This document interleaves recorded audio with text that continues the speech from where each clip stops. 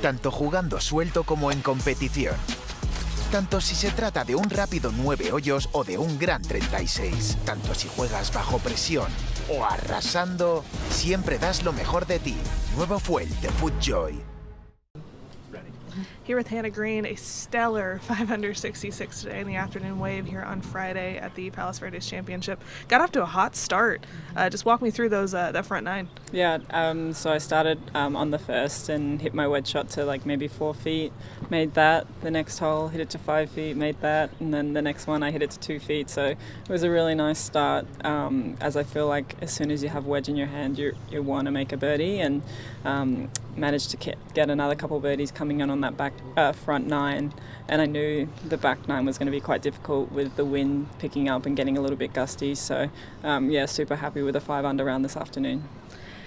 I mean, it's kind of a familiar feel, or has to be out there with the. I'm assuming the Kikuyu grass that kind of feels like home. Does that give you an advantage at all, or do you feel kind of?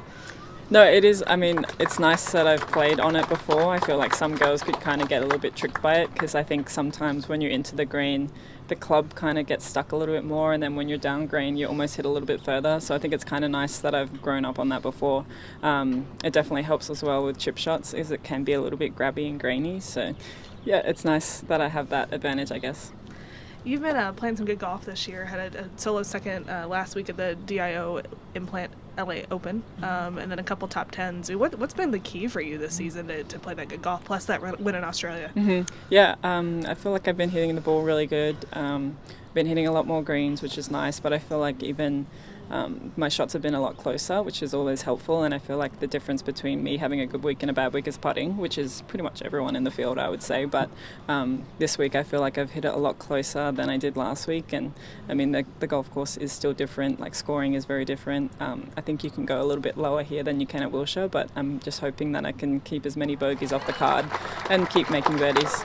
It's been a windy, kind of cold week here, but it's still a pretty short golf course than what we're used to. Has that helped you at all? I know you said you've had a lot of wedges in. Yeah, I mean, I think it does. Like, I mean, everyone has to know where to land it. So, like, even though we have a wedge shot, you're not necessarily landing it straight at the pin. You kind of have to still pick your numbers and try and hit that target. So, I mean, I would rather probably hit some longer irons in there, but I feel like because my wedge game's good at the moment, I like having the wedges in. How have you found the Poana this week? I know put in last week on Wilshire, it's a little bit of a different style of green, even though there is some Poana in that green. This week it's cold, it's wet, Poana gets bumpy in the afternoon. How have you found it? I mean, this afternoon it did get pretty bumpy, but I mean, I was pretty lucky that I think the putts that I gave myself for par, they weren't too long, and I think my last putt did have a few bumps, but I mean, you kind of expect it when you're playing in the afternoon. So I think just staying patient and making sure I don't give myself too many short putts for par, where sometimes you can hit a great putt and it not go in. So that's the plan, just hit as many fairways and greens as possible and give myself 2 putts and hopefully some more 1 putts.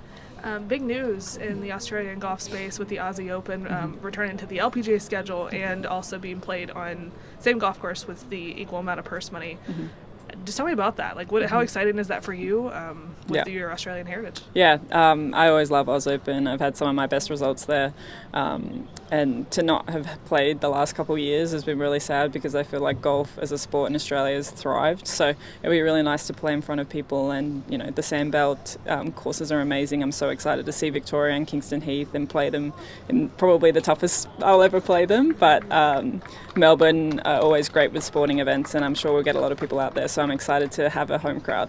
As the first woman to ever win a co-ed 72-hole event, what does it mean for you to be able to have equal purse money with the men? Oh, it's huge. I think it's going to elevate both championships, and I think that's why they've decided to do it. We've had great success with the Vic Open, and even the WPGA Championship that they had earlier this year in January.